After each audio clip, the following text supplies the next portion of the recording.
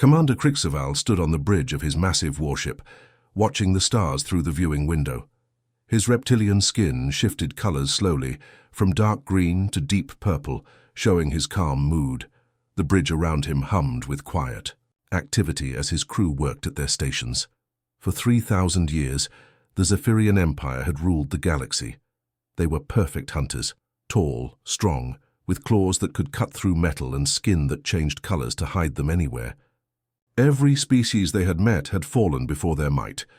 "Sir, we have finished scanning the Deltan homeworld," reported Officer Thexmar, his claws clicking on his control panel. "All cities have been destroyed. The water people are extinct." Krixval nodded without emotion. The Deltans had been beautiful creatures who lived in crystal cities beneath their oceans. They had begged for mercy when the Zephyrian fleets arrived. They had offered their knowledge, their art, their science. It had not mattered. The Empire needed their world for mining operations. "What about the Etherian survivors?" Krixval asked. "The last group was processed yesterday, Commander. They are now working in the plutonium mines on Sector 7. The Etherians had been even more interesting than the Deltans.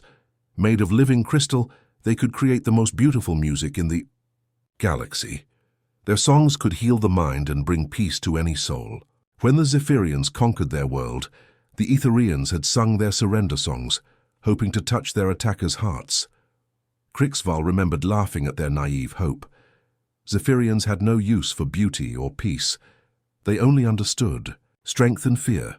"Sir," called Navigator Zelthos from across the bridge, "long-range sensors have found something interesting." Krixval moved to the navigation station with smooth, predatory steps. His yellow eyes studied the holographic display, showing a small solar system at the edge of explored space. "What am I looking at?" he asked. "Radio signals, Commander." "Electromagnetic. Transmissions from the third planet. The signals are weak but constant. Another primitive world." Krixval's mouth curved in what humans might call a smile, though it showed far too many sharp teeth. "It appears so, sir.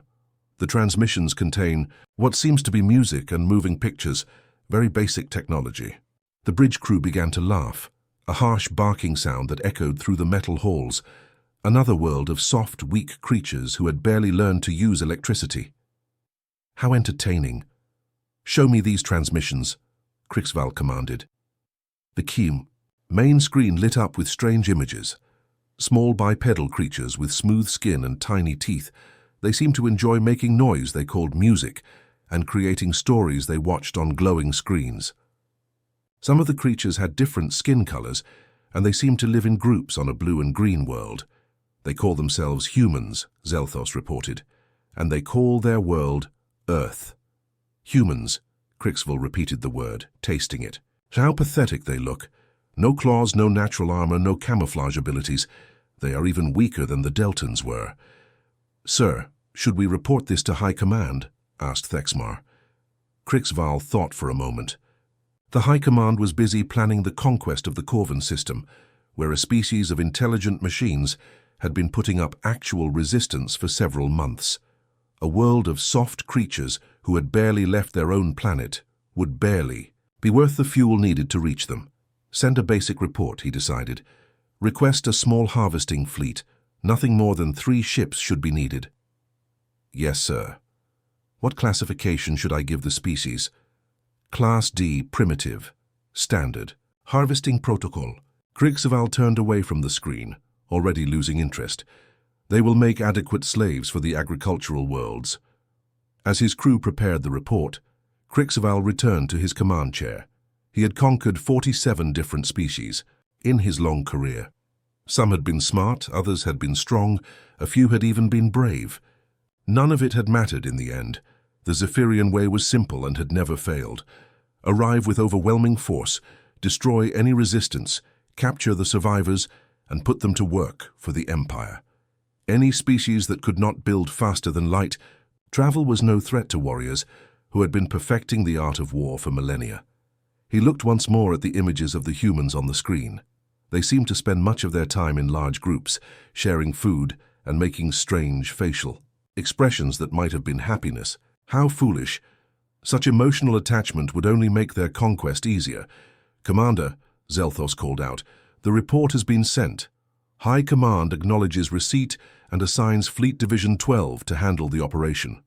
Excellent. When will they reach the human world? Approximately 4 cycles, sir. Crixval settled back in his chair, already thinking about other matters. In 4 cycles, another primitive species would learn what it meant to face the galaxy's true apex, predators. The humans would surrender quickly once they saw Zephyrian power, just like all the others had. He had no way of knowing that he had just made the greatest mistake in his species' long and bloody history. Captain Minho Kim stood quietly on the bridge of the UES Defiance, watching the radar screens that showed 3 large objects moving toward Earth. His hands were steady, but his heart was beating fast. 6 months ago, he had been commanding a simple transport ship. Now he was humanity's first line of defense against something they did not understand. "Sir, the alien ships will reach Mars orbit in 2 hours," reported Lieutenant Colonel Jiwon Park from her communication station. Her voice was calm, but Minho could see the worry in her eyes.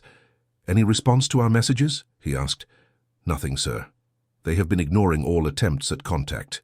The human fleet was small compared to what was coming. Earth had built 12 warships in the past 6 months, using every piece of technology and resource they could find. The ships looked rough and unfinished because they were.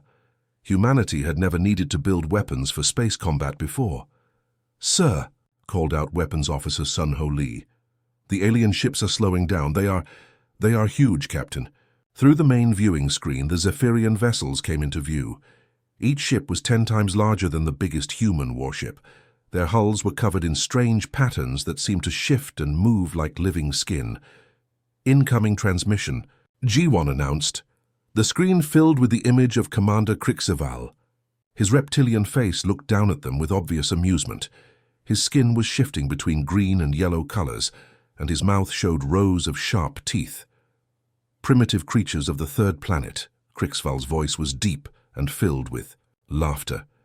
"I am Commander Crixval of the Zephyrian Empire. Your pathetic world has been selected for harvesting." Captain Minho stepped forward, keeping his voice steady. "This is Captain Kim of the United Earth Defense Force. You are not welcome. In our solar system, we request that you leave immediately." The sound that came from Crixval could only be described as laughter, but it was harsh and cruel. Behind him, other Zephyrian officers joined in the laughter. "You request?" Crixval repeated, still laughing. "Little soft-skin, you do not understand your situation. We have conquered 47 different species. Your tiny ships and primitive weapons cannot harm us. We are willing to discuss peaceful contact," Minho tried again. "Surely we can find a solution that benefits both our peoples." "The only solution is your surrender," Crixval replied. "Submit now and we will make your slavery comfortable. Resist and we will take your world by force. Either way, your species now belongs to the Zephyrian Empire." Behind Captain Minho, the bridge crew looked at each other with growing anger. Lieutenant Jiho Nam, the youngest officer on the bridge, spoke up. "Captain, with respect, I think we have heard enough." Minho nodded slowly. He looked back at the alien commander on the screen. "Commander Crixval, let me make something clear to you. This is our home, these are our families, our children, our future, and we will not give them up without a fight." Crixval's laughter stopped. His skin shifted to a darker color. "Foolish creatures, you have no idea what you are facing. We will destroy your ships in minutes." "Then you will have to destroy us," Minho replied simply. The transmission ended. For a moment, the bridge was silent, except for the humming of the ship's systems. "All ships, this is Captain Kim," Minho spoke into his communicator. "Today we find out what humans are really made of. Remember, we are not just fighting for ourselves, we are fighting for every human who will ever be born." The Zephyrian ships moved forward, expecting the human vessels to run away or surrender. Instead, the small human fleet moved to meet them. "Sir, we are receiving messages from civilian ships throughout the system," Jiwon reported with surprise in her voice. "Mining ships, cargo transports, even passenger liners are moving to join us." "What?" Minho looked at his screens. Dozens of civilian ships were indeed moving toward the battle zone. These were not warships. They were ordinary people in ordinary ships, coming to help defend Earth. Dr. Hana Seo's voice came through the communication system from her research station on Mars. Captain Kim, we have been studying the alien transmissions. Their shields work on a rotating frequency. If we can hit them at the right moment, our weapons might actually damage them. Understood, Doctor. Send the data to all ships. Commander Krixval watched from his command bridge as the human ships approached. He had expected them to scatter, or beg for mercy by now. Instead, they seemed to be organizing some kind of attack formation. Sir, one of his officers reported, the humans have more ships joining them. Small vessels, probably civilian craft. Civilians joining a military battle? Krixval was genuinely puzzled. In 3,000 years of conquest, he had never seen ordinary people voluntarily join a hopeless fight. Sir, they are opening fire. The first human weapons struck the Zephyrian shields and bounced off harmlessly, just as expected. But then something unexpected happened. The second wave of human attacks hit at exactly the right moment, and several shots got through the shields. Impossible, Krixval hissed. How did they adapt so quickly? On the human flagship, Captain Minho watched as his people proved something that would echo across the galaxy. When someone threatened their home, humans did not run away. They did not surrender. They learned, they adapted, and they fought back. Major Yuna Choi crouched behind a broken wall on Lunar Base, watching the Zephyrian soldiers move through the main corridor. 3 weeks had passed since the first battle, and the aliens had landed ground forces on Earth's moon. They expected the human defenders to fight like every other species they had conquered, with fear and desperation. They were about to learn how wrong they were. "Jiho, are you in position?" Yuna whispered into her radio. "Ready, Major," came the quiet reply from Sergeant Jiho Nam, who was hiding 2 levels below with his squad. "The reactor is prepped for overload." Yuna smiled grimly. The Zephyrians thought they were hunting humans through the base. They had no idea they were walking into a trap that would use the base's own power source as a weapon. The alien soldiers moved closer, their skin changing colors to match the metal walls around them.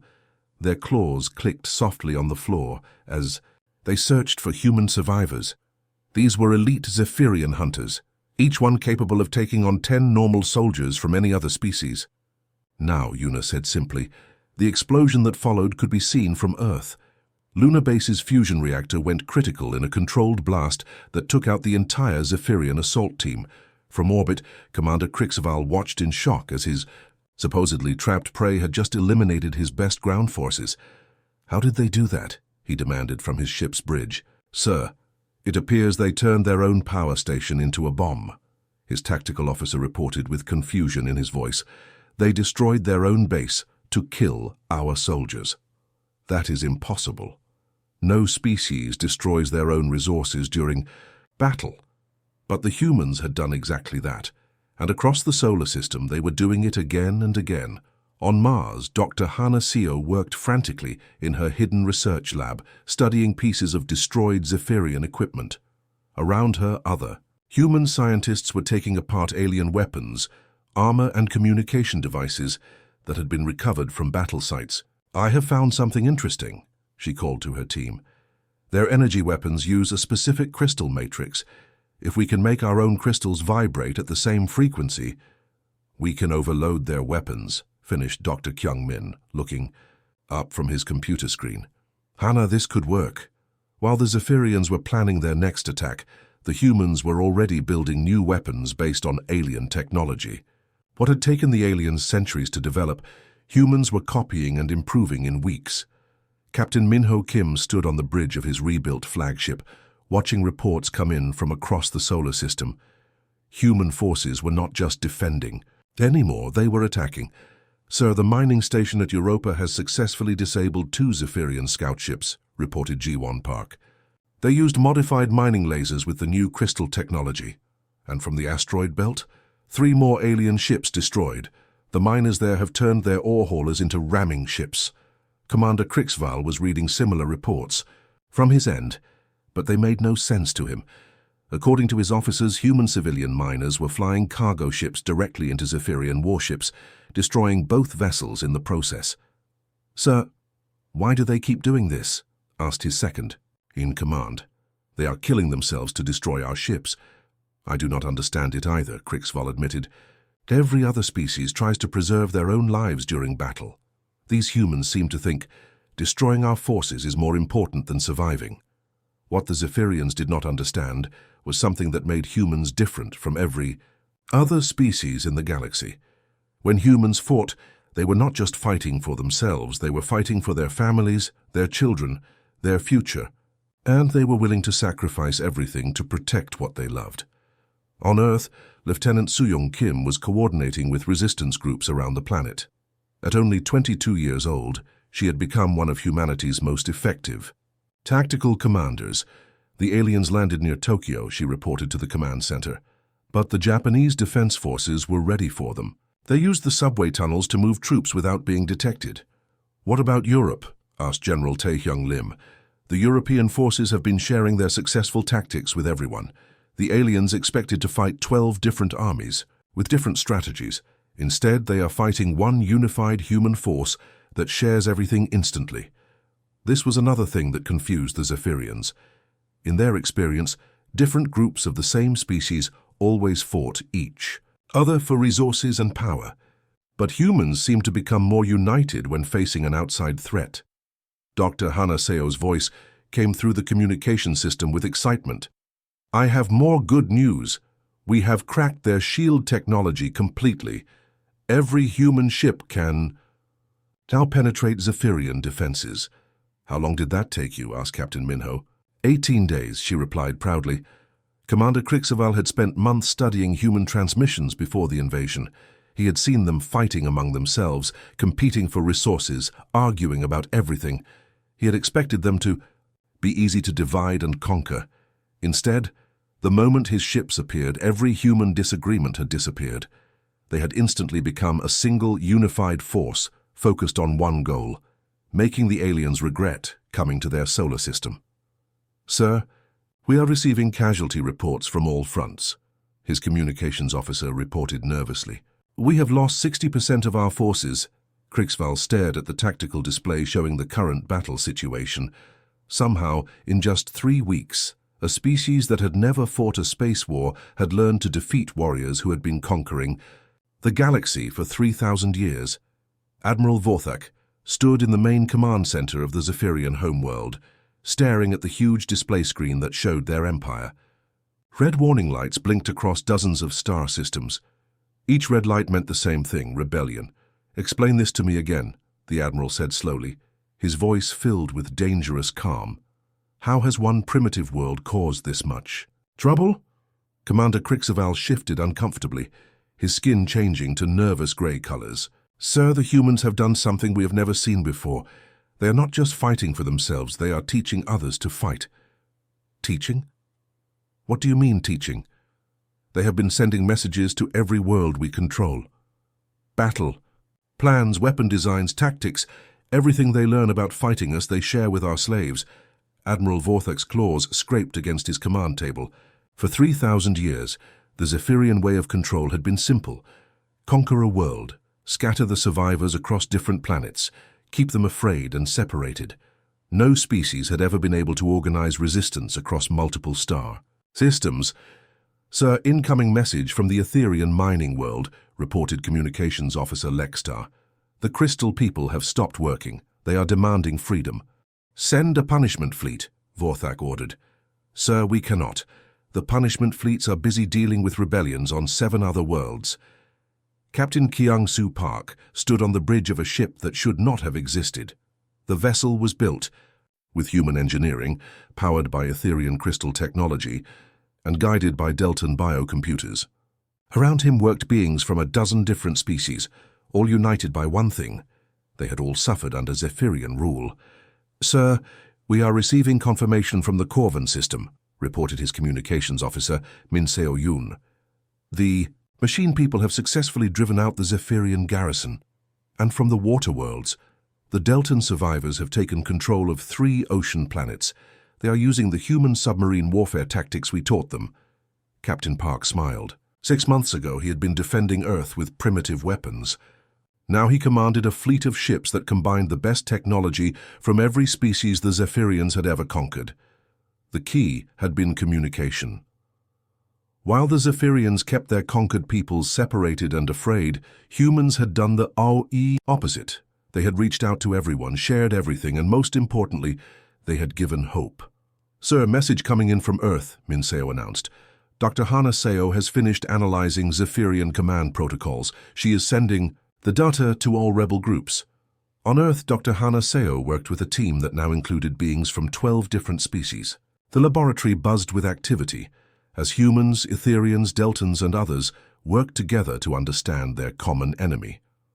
"The Zephyrian command structure is their weakness," she explained to Captain Minho Kim over the communication link. "They depend on central control for everything. If we can disrupt their communication networks, their entire fleet system will collapse." "How do we do that?" asked Captain Minho. "We have learned that every Zephyrian ship connects to their homeworld through quantum communication links. But these links can be overloaded if we hit them with the right frequency at the right time." What Dr. Seo did not say, but everyone understood, was that this information was coming from Zephyrian prisoners who had decided to help the rebellion. Even some of the aliens themselves were beginning to see that their empire's way of ruling through fear and pain was wrong. Commander Krixval received the daily reports with growing alarm. The rebellion was spreading faster than their forces could respond to it. "Sir, the Nexus colonies have declared independence," his aide reported. "They are asking for human military advisors. The mining worlds of Sector 12 have stopped sending resources to the home world. The Corvan machines have begun producing weapons for rebel groups." "Enough!" Krixval roared. "How is this possible? We have controlled these worlds for centuries." The answer came from an unexpected source. Dr. Kithara, a female Zephyrian scientist who studied conquered species, entered the command room with a data pad in her claws. "Commander, I have been studying the human communication patterns." She said quietly, "I believe I understand what has happened." "Explain." "Every species we have conquered, we have ruled through isolation and fear. We made sure they could never communicate with each other, never coordinate resistance. But the humans, they do not think like us." "What do you mean?" "They see every conquered species not as competitors, but as potential allies. They have created something we never expected, a galactic community of victims who now see themselves as friends." Krixval stared at her. "That is impossible. Different species always compete for resources. Not these species, Commander. The humans have taught them something new. They have taught them that working together makes everyone stronger." Dr. Kethara showed him the data on her pad. "Look at these battle reports. Human tactics are being used by crystal beings who have never seen war. Deltan water fighters are using strategies designed by machine intelligences. Everyone is sharing knowledge, resources, and hope." "Hope?" "Yes, Commander. For the first time in 3,000 years, the species we conquered believe they can win." "Admiral." Vorthak looked at the display screen showing their crumbling empire. Red lights were spreading like a disease across the galaxy. But it was not a disease. It was something far more dangerous to the Zephyrian way of life. It was the idea that no one had to face their enemies alone. Fleet Admiral Jaehyun O stood on the bridge of humanity's flagship, the Unity, watching the largest space battle in galactic history unfold before him. Around his ship flew vessels from 43 different species, Etherian crystal ships that sparkled like diamonds, Deltan bioships that moved like living creatures, Corvan machine vessels that constantly rebuilt themselves during combat. All Allied forces, this is Admiral O. He spoke into the communication system that now connected every rebel ship in the galaxy. "Today we do not just fight for our worlds. We fight so that no species will ever face extinction alone again." Across the communication channels came responses in dozens of different languages, but they all meant the same thing. "We stand together."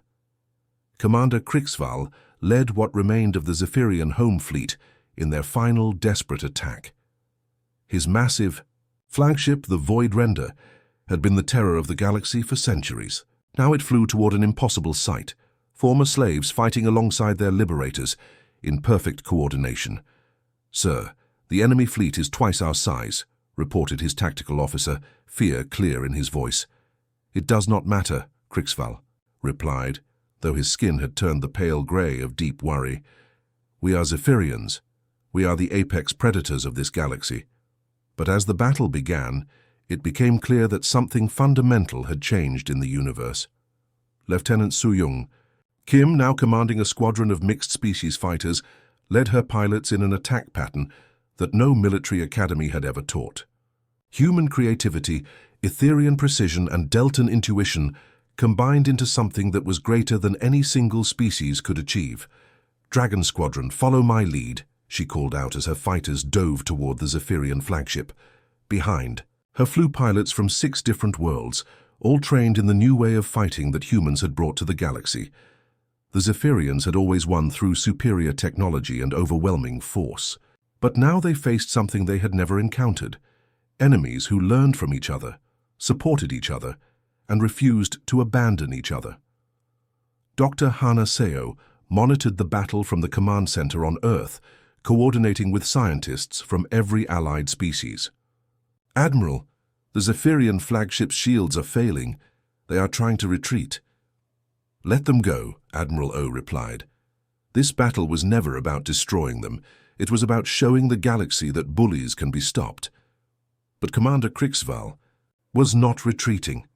As his ship's systems failed around him, he finally understood what his species had encountered. These humans had not just defeated the Zephyrian Empire. They had done something far more dangerous. They had changed the very nature of how species related to each other in the galaxy.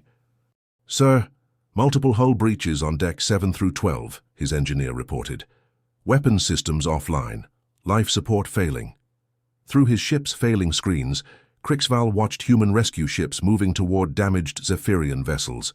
They were not coming to capture prisoners or finish off wounded enemies. They were coming to save lives. "Sir, the humans are offering to evacuate our damaged ships," his communications officer reported with confusion. "What?" Krixval could not believe what he was hearing. "They say they will take our wounded to their medical ships. No conditions, no surrender required." For the first time in his long military career, Commander Krixval felt something he had never experienced before: shame. His species had spent 3,000 years conquering and destroying. These humans, after defeating the greatest empire in galactic history, were offering mercy to their enemies. Captain Min-ho Kim, now commanding a hospital ship, personally oversaw the treatment of wounded Zephyrian soldiers. "Doctor, how are our patients doing?" he asked Dr. Tae-hyung Lim, who had volunteered to treat former enemies. "They will recover," the doctor replied, "though I think they are more confused than hurt. One of them asked me why we are helping them." "What did you tell him?" "I told him that this is what civilized beings do. We help those who need help, even if they used to be our enemies."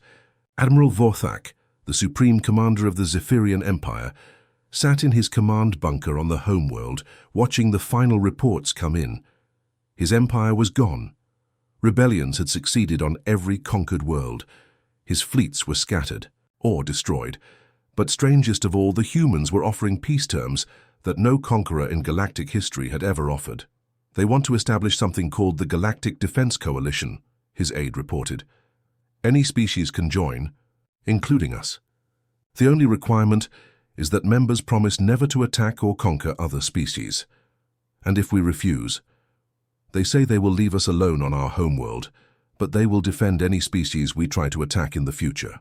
Vorthak stared at the peace offer. These humans had just destroyed the most powerful empire in the galaxy, and they were offering to let their enemies live in peace. Lieutenant Soo-young Kim stood on the observation deck of the new coalition headquarters, watching ships from dozens of species working together to build something that had never existed before: a galactic government based on cooperation instead of conquest. "Amazing, is it not?" said Dr. Kithara, the Zephyrian scientist who had helped the rebellion. "Your species has taught us all something we never knew was possible." "What is that?" Soo-young asked. "That being the strongest predator in the galaxy means nothing compared to being the species that refuses to let others hunt alone." Outside the window, human ships worked alongside former enemies and former slaves, building a future where no species would ever again face extinction alone. The galaxy's true apex predators had never been the ones with the sharpest claws or the biggest ships. They had been the ones with the biggest hearts.